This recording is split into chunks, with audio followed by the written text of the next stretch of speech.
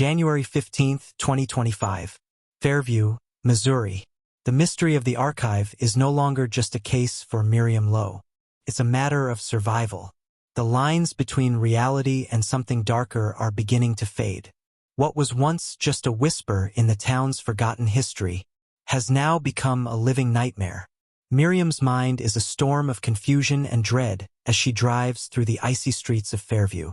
Her hand grips the steering wheel so tightly her knuckles are white. The photograph of Claire Bennett in her pocket burns against her skin. What did Claire mean when she said, "I'm not who you think I am"? And what did she mean by, "None of us are"? The more Miriam tries to piece the puzzle together, the more fragmented the picture becomes. She's been chasing shadows for weeks, uncovering fragments of a truth that refuses to fit together. But now, after Claire's warning and the cryptic words in the journal, Miriam knows one thing for sure. This is not just about Claire. It's not just about Evan. It's about something far older, far more dangerous, and it's coming for her too. Miriam pulls up to the house on Juniper Lane. The once familiar neighborhood now feels suffocating. The street is empty, the air too still.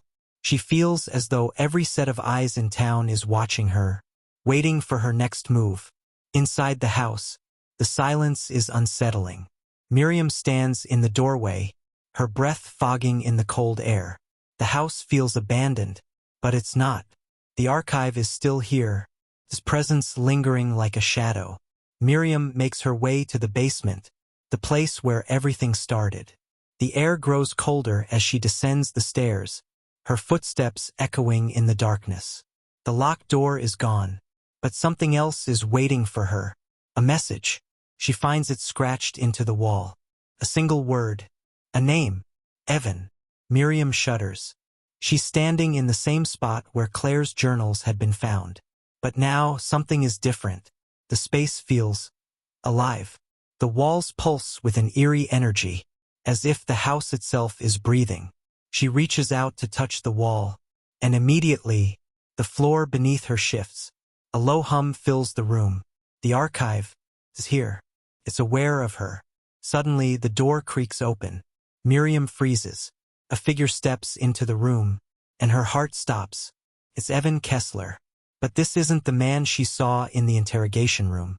His eyes are hollow, dark circles etched into his pale face. His clothes are torn, his hands shaking. He looks broken. Miriam takes a step forward. "Evan," she whispers. "What happened to you? Where have you been?" Evan's eyes flicker with something, a memory, a flicker of the man he once was. "I never wanted to hurt anyone, Miriam," he murmurs, his voice hoarse. "I didn't choose this. He pauses, as if trying to find the right words. "They control us. The archive, it doesn't just watch. Changes us. It makes us do things we can't control." Miriam feels the weight of his words, but there's something more. There's a coldness in his gaze now, something distant. "You're not in control of your own mind, are you, Evan?" she says, her voice steady, though her heart races. "No, I'm not. But I can still warn you," he says, his voice trembling. "Stop searching. Stop trying to understand. The archive will consume you too." Just then, the room around them shudders. A low, vibrating hum fills the air. The walls seem to close in, and a dark figure materializes in the corner of the room. It's the Watcher. His form is tall and impossibly thin, his face obscured by a black shadow. Only his eyes are visible, piercing, unblinking, dead. Evan steps back, his expression flickering with fear. "It's too late," he whispers. "The archive, it's everywhere. It's watching us all." Miriam feels a cold chill creeping up her spine. This isn't just a fight for answers anymore. This is a battle for her very soul. The Watcher steps forward, his presence suffocating. But just before he reaches her, the floor beneath Miriam cracks open. A hole appears in the center of the room, spreading like a web of darkness. Evan screams as he is pulled toward it. "Don't let it take you," he cries.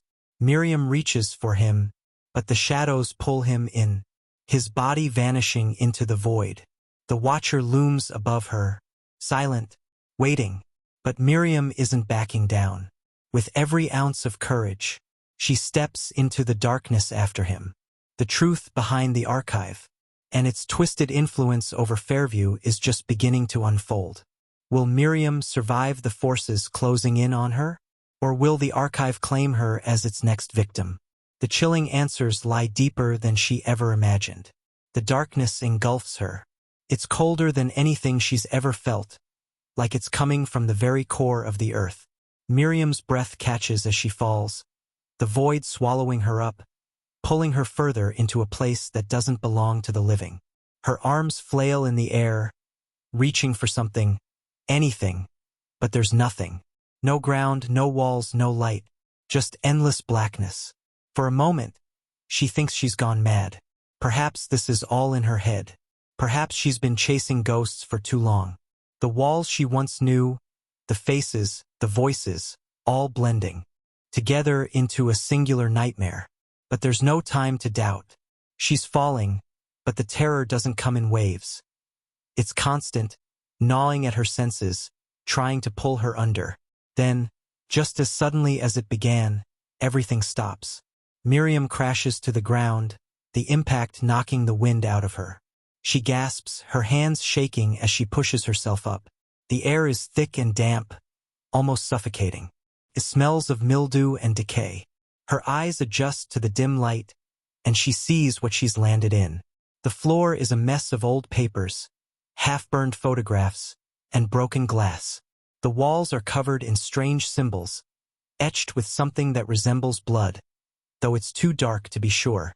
It looks like a basement, but not any basement she's ever seen. This place isn't just underground. It feels as though it's beyond time itself. Her heart pounds in her chest as she pushes herself to her feet. She doesn't know how, but somehow she's standing in a room that shouldn't exist. A low hum fills the space, vibrating through the air like something alive. And then she hears the whisper.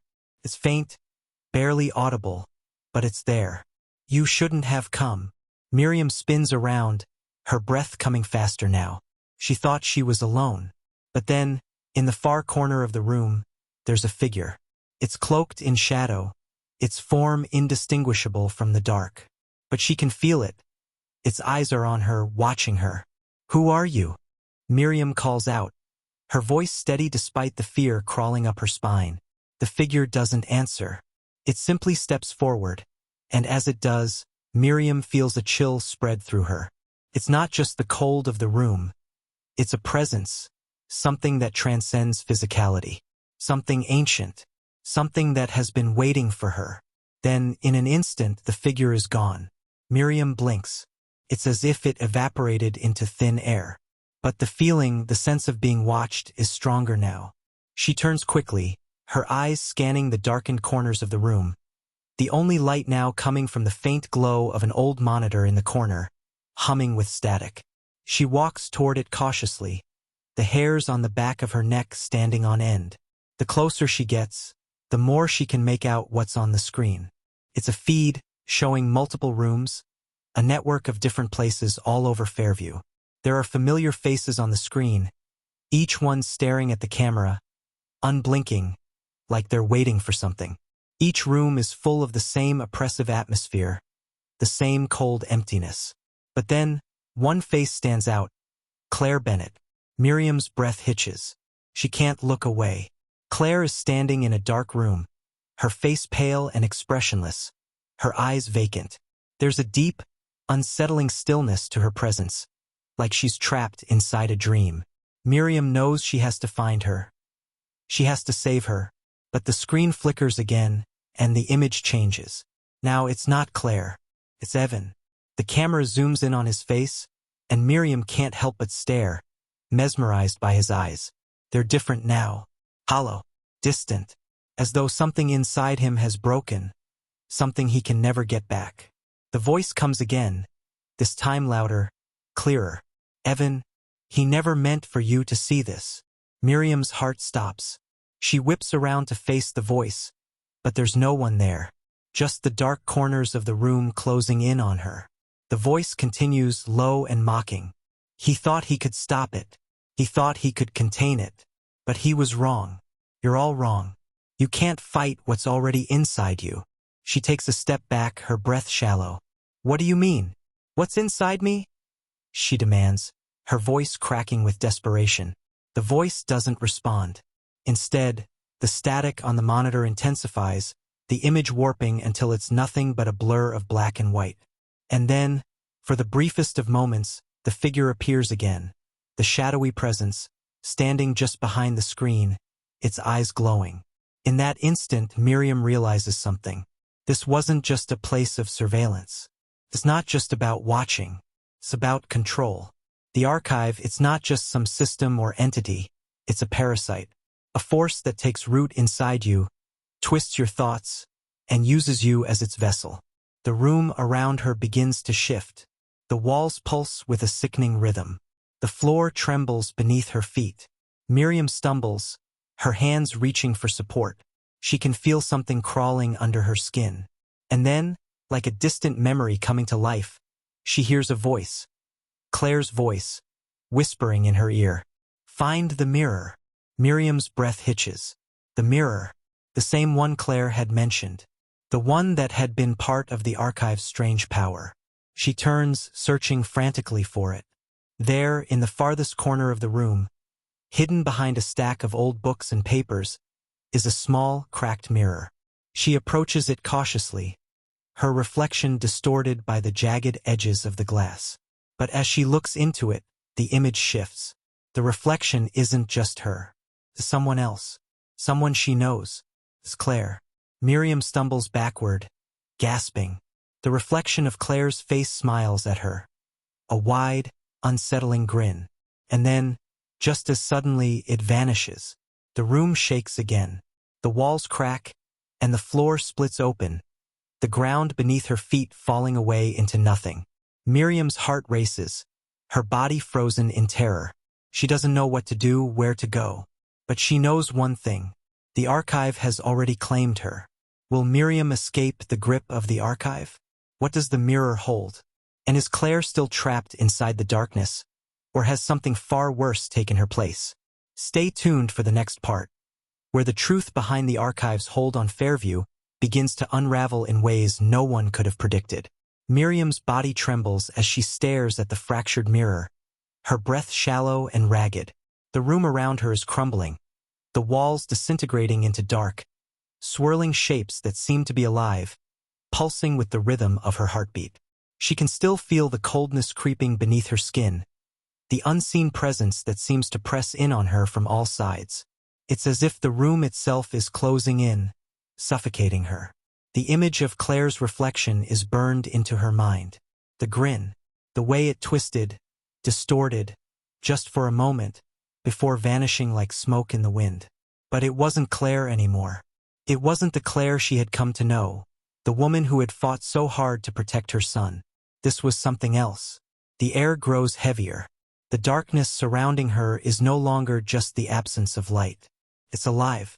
It's hungry. Miriam's legs feel weak beneath her, but she forces herself to move, her eyes darting frantically around the room, searching for something, anything that might give her an answer. And then, she hears it again. That voice.